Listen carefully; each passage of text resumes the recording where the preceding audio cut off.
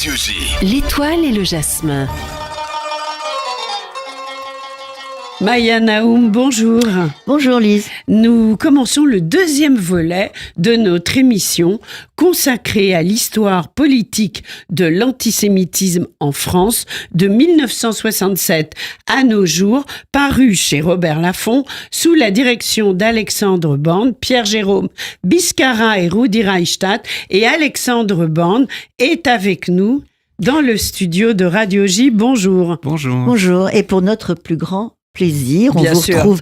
Il y a 15 jours, nous avions donc commencé à parler de ce livre absolument remarquable, parce que c'est la première fois, je crois, qu'un tel travail est publié, je le redis, sous cet éclairage-là, autour de l'antisémitisme en France. Ici, c'est partie après partie que les auteurs analysent le sous-texte de 60 ans d'histoire politique française et qui fait émerger cette question. De quoi le rapport des partis à l'antisémitisme est-il le nom ? Alors les contributeurs sont historiens, philosophes, journalistes, écrivains, réunis donc sous votre direction, Alexandre Born, et celle de Pierre-Jérôme Biscarat et de Rudi Reichstadt, comme nous l'a redit Lise. Alors vous êtes docteur en histoire et vous êtes enseignant dans un grand lycée parisien et vous travaillez sur l'histoire et la mémoire des génocides et vous êtes aussi membre de la commission enseignement de la Fondation pour la mémoire de la Shoah. Voilà, je devais refaire cette introduction pour ceux qui ont oublié d'écouter la première émission il y a 15 jours, mais qui vont la podcaster bien sûr. Donc, ma première question, donc on a dit qu'on allait voir partie par partie dans ce livre. Alors, le livre, nous l'avons dit il y a 15 jours, c'est vraiment grand public. On s'ennuie jamais. On peut le lire un petit peu d'ailleurs, chapitre. Au fur et à mesure, ou oui. pas. Vous voyez, Oui. On peut lire par exemple le chapitre sur le Front National et après passer tout de suite à Mélenchon. Bien Enfin, bon, sûr. hein, on peut Comme s'amuser on veut. comme ça, comme on veut. Alors, ma première question, qui est un petit peu un peu récurrente. Alors le FN, le Front National, parce que hier nous avons, ou avant-hier, je ne sais plus, nous avons eu depuis quelques semaines des statistiques. Et elle est Marine Le Pen est quand même à 29%. Oui, je crois, elle est très 27%. haute dans les Elle est quand même sondages. très très haute. Alors, le FN, c'est l'article de Valérie Gounet qui est absolument remarquable parce qu'elle décortique absolument tout. On oublie souvent qu'il est né quand même de la fusion d'un groupe qui s'appelait Ordre Nouveau Oui. et que nous combattions quand nous étions petits Oui. et qui était quand même, c'est l'extrême des trois. Et que nos parents combattaient et aussi. que nos parents combattaient. Alors, qu'est-ce qui se passe en ce moment ? Parce que on raconte très très bien l'histoire du FN. Qu'est-ce qui s'est passé entre 67 et maintenant, comme votre livre commence en 67 ? Est-ce que vous pouvez nous rappeler quand même, Alexandre, l'histoire de Le Pen avec tous ces petits mots et ces machins ? Et le danger que ça peut représenter pour aujourd'hui, bien Tout à sûr. fait. Et qu'est-ce que c'est que cette histoire de verrou ? Il a sauté avec Marine Le Pen ? Il n'a pas sauté ? Elle a remis le verrou ? Allez, on vous écoute. Alors, bon, moi, je rends l'honneur et l'hommage de l'ouvrage, de l'article à Valérie Gounet, Absolument. déjà, que je ne prétends pas parler en son nom, mais il est certain que dans notre propos, puisque vous parliez de la structure du livre, il était logique de commencer par l'extrême droite, puisque quand on réfléchit à l'histoire de l'antisémitisme dans notre pays, il a d'abord été porté ce propos essentiellement par les courants ultranationalistes et que voilà, ça nous paraissait logique donc ensuite de survoler l'ensemble du spectre politique en étant, et je reviens sur votre question, je ne l'oublie pas, en étant désireux de se pencher sur les partis et les courants qui sont représentés politiquement, soit à l'Assemblée nationale, soit dans les instances municipales ou régionales, ce qui veut dire qu'il y a des micro-partis ou des micro-courants qu'on a délibérément mis de côté. Voilà. Et donc, sur le Front National, ce que montre très bien Valérie Gounet, et ce dont on est tous persuadés au sein de cette équipe d'écriture et de réflexion, c'est que à l'origine, ce parti est né, comme vous le rappeliez très bien, Maya, de la fusion de différents courants qui représentaient une extrême droite qui avait longtemps été obligée de se taire après Vichy, mais qui, de Tixier-Vignancourt à d'autres, avait jamais mis de côté son antisémitisme viscéral, on va dire profond. Et que dans l'électorat du Front National, ce que montre très bien Valérie Gounet, c'est que si le parti n'a jamais été la loi française depuis la loi Plévin de 72, puis la loi Guessot de 90, de toute façon entrave un certain nombre de propos ouvertement antisémites, et on ne peut que s'en féliciter quand on voit ce qui se passe dans d'autres pays où ces lois n'existent pas. Mais pour le Front National, c'est-à-dire mouture originelle, Jean-Marie Le Pen, Bruno Gollnisch, pour ne citer que ces deux-là, Duprat, avant son décès, étaient des porte-paroles complètement décomplexés d'une posture et d'un discours régulièrement provocateurs, ouvertement antisémites. On a tous en tête l'intervention de Jean-Marie Le Pen en 87, sur le grand jury de RTL, si mes souvenirs sont bons, enfin en tout cas sur une chaîne de télévision et de radio du grand public, revenant sur le point de détail qu'auraient été les chambres à gaz. Et d'ailleurs, moi, en tant qu'historien, je le dis toujours à mes étudiants de Sciences Po avec qui je travaille sur cette scène, de leur montrer l'intervention des journalistes que je ne nommerai pas ici,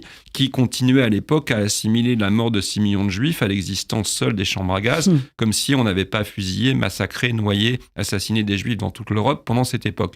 Mais pour ce qui est des provocations de Jean-Marie Le Pen, l'année suivante du raffour crématoire, puis ensuite, et puis quand même un Front National qui était vent debout contre la loi Guesson en 90, osant parler de loi liberticide.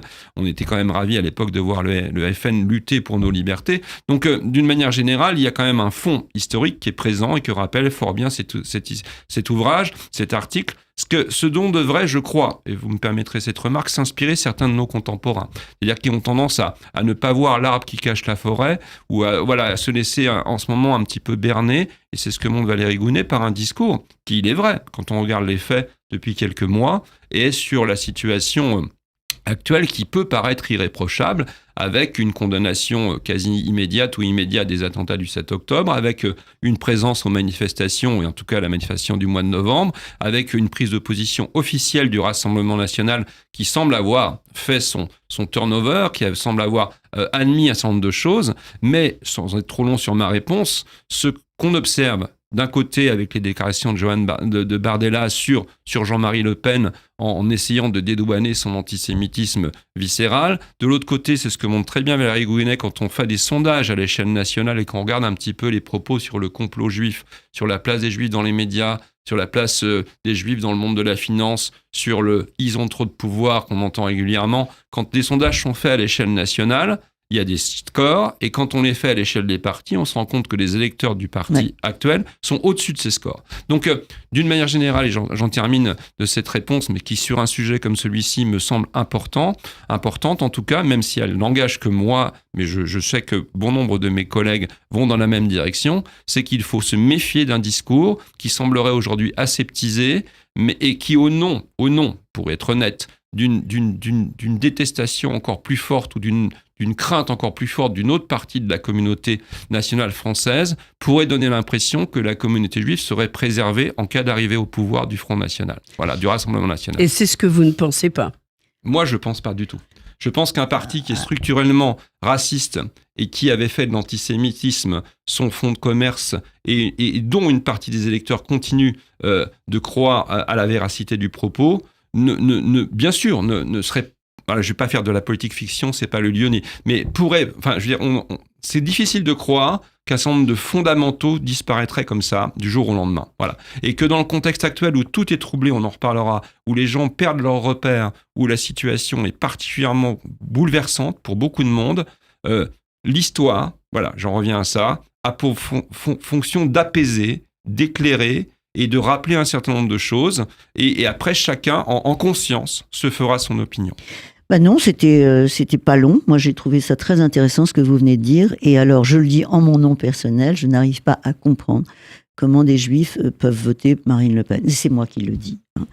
Oui, je crois que je peux dire que je suis d'accord avec ça, Lise, et qu'on est très nombreux à l'être. Et on en connaît, et j'en connais, c'est hallucinant. Sur cette Radio J, Sébastien Chonu disait, vous le rappelez dans votre livre, il disait qu'il faut lutter contre l'antisémitisme et qu'ils sont le rempart à l'antisémitisme. Ils disent ça, qu'ils sont eux le premier rempart à l'antisémitisme. Voilà. Donc cet article est remarquable de Valérie Gounet. Vraiment, s'il fallait au moins lire 2 articles, ce serait le vôtre. Non, je rigole. Il faut tout lire. On va revenir sur cet antisémitisme. Alors c'est vrai, vous avez raison. C'est que effectivement, c'est le meilleur moyen de lutter contre les islamistes, c'est Le Pen. Enfin, bon, il y a quelque chose quand même qui est un peu troublant. Alors, on va arriver à Monsieur Éric Zemmour. Hein. Alors Éric Zemmour avec sa reconquête. Alors il a dit un truc que vous rappelez. Moi je ne sais pas ce que ça veut dire parce que c'est des discussions que j'ai beaucoup avec les jeunes. Il dit je ne suis pas sioniste, mais je suis membre du peuple français. Il dit cette phrase. Je ne suis pas sioniste, je suis membre du peuple français. Et d'ailleurs il dit pas juif, il dit israélite. Alors ces termes, parce que notre métier. Comment ça, membre du peuple français? Oui, il dit ça. Il dit je ne suis pas sioniste. Oui. Moi, je suis membre du peuple français. D'accord. Bon, je comprends pas je ne sais pas ce que ça veut dire, mais ma question, c'est, je veux bien entendre ce qu'il dit, mais être sioniste aujourd'hui, et c'est des discussions qu'on a avec beaucoup de jeunes qui sont très influencés par LFI, etc. Des jeunes qui sont bien, enfin, je sais pas, c'est pas des, et des jeunes qui disent oui, mais pourquoi tu me reproches de ne pas être sioniste? Bon, et c'est un vrai débat. Qu'est-ce que ça veut dire être anti-sioniste aujourd'hui ou sioniste? Alors, pour en revenir à l'article de Jean-Yves Camus, qui est quand même un très grand spécialiste de ces questions. Parce que Zemmour joue beaucoup avec ça. Hein. Oui.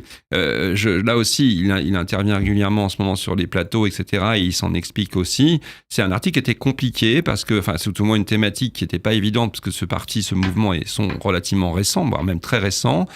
Comme le rappelle également Rudi Reichstad dans une interview récente, Éric Zemmour est le seul dirigeant juif à notre connaissance d'un grand mouvement d'extrême droite européen, enfin même s'il ne se positionne pas, qu'on peut positionner à l'extrême droite politique, de notre échiquier, tout au moins dans une droite qui est pas centriste, en tout cas ça c'est sûr. Et donc les propos et la composante même du courant qu'il pilote depuis plusieurs années sont très ambigus parce que d'un côté on a un discours, donc j'ai pas oublié votre question, j'y reviens, mais je reviens sur ce mouvement et ce courant et ce positionnement, c'est-à-dire qu'il fait de la lutte contre l'islam, contre qui met en avant les risques que sont ceux de l'implosion de notre société, la fameuse théorie du grand remplacement. Donc dans tous ces propos-là, la question de la minorité juive n'en est pas une, ça paraît cohérent, mais il y a quand même parmi ses soutiens, ce que montre très bien Jean-Yves Camus et d'autres réflexions récentes, des gens qui ont été ouvertement pris dans la main dans le sac de propos ou de discours ouvertement antisémites. En même temps, la nébuleuse Soralo-Diodoniste, si je puis dire, le descend en flèche parce que l'accuse d'être une sorte de cheval de Troie du judaïsme politique. Vous voyez, donc on a une posture qui est quand même très complexe, hein, mais je pense, et là-dessus je partage l'avis de mon collègue Rudi Reichstad qui a aussi, et de Jean-Yves Camus, et j'empiète pas sur le travail de notre collègue qui est vraiment remarquable, mais à titre personnel, je pense que Éric Zemmour se présente comme étant un ultranationaliste français, attaché à ce qu'il pense être une sorte de bastion menacé par des cohortes d'envahisseurs étrangers, et que dans la posture qui est la sienne, la question de la relation ou du positionnement à l'égard, puisque c'est la question de l'antisionisme ou de l'antisémitisme, n'est pas une priorité. Et que donc, dans cette posture-là, quand il se dit je ne suis pas sioniste, c'est ça qu'il dit. Oui. Voilà. En l'occurrence, pour lui, la priorité, c'est pas notamment de cautionner ou de soutenir, si on prend cette définition-là, la politique de l'État israélien. Voilà, le sionisme étant éventuellement cette idée que Israël doit exister là où il est implanté, où l'État est implanté, et qu'après il y a une déclinaison du sionisme, et de savoir. Est-ce qu'on cautionne également la politique d'occupation de certains territoires? Est-ce qu'on cautionne la vision qu'ont les uns et les autres mais nous, notre propos, et c'est là où il y a cette ambiguïté, cette difficulté, je ne me défausse pas, mais notre travail était vraiment de faire réfléchir le lecteur à ce qui se passe en France par le biais des vecteurs que sont les courants politiques, sachant, faut pas se tromper, qu'on est dans un pays où le taux d'abstention est tellement élevé qu'il faut bien imaginer que le public touché par ces partis, même si on les met tous les uns les autres bout à bout, n'est pas obligatoirement une majorité écrasante de nos concitoyens. Donc il y a des concitoyens qui se font leur idée sur les réseaux sociaux et qui s'intéressent absolument pas à ce que disent les partis politiques. Donc là, en l'occurrence, l'antisionisme est devenu chez certains non seulement une critique de l'État d'Israël, mais une réfutation de l'existence même d'Israël. Quand on entend des manifestants clamer de la mer à la rivière, la Palestine doit être arabe, ça veut dire de fait que l'État d'Israël n'existe pas. Et j'ai vu, je crois que ce sont les Pays-Bas récemment qui viennent d'interdire ce genre de propos, donc c'est une posture que je trouve très courageuse, mais qui est en même temps nécessaire, parce que cette fameuse idée selon laquelle l'État d'Israël n'est pas légitime, et qu'on retrouve de plus en plus développée aujourd'hui chez les jeunes et dans le cas de certains discours politiques contemporains, est un appel au crime permanent. Voilà, c'est un appel à la violence permanente. Et donc, on a pour en venir à Zemmour et à sa posture, une posture qui, sur la question de l'antisémitisme, est très ambiguë. Jean-Yves Camus l'analyse, je crois, très, très pertinemment, mais qui le distingue quand même de celle du Rassemblement national, dans la mesure où il ne se positionne pas autant que ne le ferait en ce moment le Rassemblement national comme étant le sorte de rempart contre l'antisémitisme. Je ne sais pas si j'étais clair. Si, mais en fait, sur le sionisme, en ce moment, c'est des discussions qu'on a qui sont très intéressantes avec des jeunes. En fait, le sionisme, pour certains, c'est de dire tous les juifs doivent faire leur alia et aller en Israël. Pour moi, le sionisme, c'est reconnaître et absolument défendre l'existence de l'État d'Israël. On aura peut-être l'occasion de faire une émission autour de cette sémantique, parce que c'est vachement important. Je voulais juste vous dire que, on a vu il y a 15 jours, Lise, la situation de Gaulle, ce qu'il avait dit, le peuple sûr de lui, etc. On va pas revenir là-dessus. Ce que je voudrais voir avec vous, Alexandre, parce qu'évidemment, il y a le chapitre qui est évidemment sur LFI, il y a le chapitre sur les Verts, il y a le chapitre sur les socialistes. On n'aura pas le temps de voir tout ça. Mais il faut lire le livre. Absolument. Voilà. Non, mais c'est remarquable. Non, mais juste, je voudrais qu'on voit ensemble l'après de Gaulle quand même. L'après de Gaulle avec, dites-moi juste un mot sur l'attentat de Copernic en 1980 et quand même le centre droit, c'est-à-dire Raymond Barre. Le centre droit qui a beaucoup changé. Mais un mot sur Raymond Barre. Sur les Français innocents. Voilà, oui, tout à fait. C'est vrai que c'est pour moi quelque chose de très intéressant parce que je me souviens pertinemment de ce jour-là. Ma grand-mère habitait en face, son gardien est mort ce jour-là. Oh là là. Et mon père était le lendemain et lui qui avait vécu la Seconde Guerre mondiale est revenu en me disant c'est une scène de guerre. Voilà, c'est-à-dire que la bombe avait fait des dégâts dans la rue Copernic considérables. Et c'est vrai que moi j'avais 15-16 ans à ce moment-là et j'ai pas du tout été interpellé par les propos de Raymond Barre. Et c'est vrai qu'à l'époque ils ont fait du bruit, ils ont généré d'ailleurs ces propos, ce qui distinguait les Français innocents des Israélites ciblés par les attentats, qui d'ailleurs à l'époque étaient considérés quasiment par tout le monde comme ne pouvant venir que de l'extrême droite.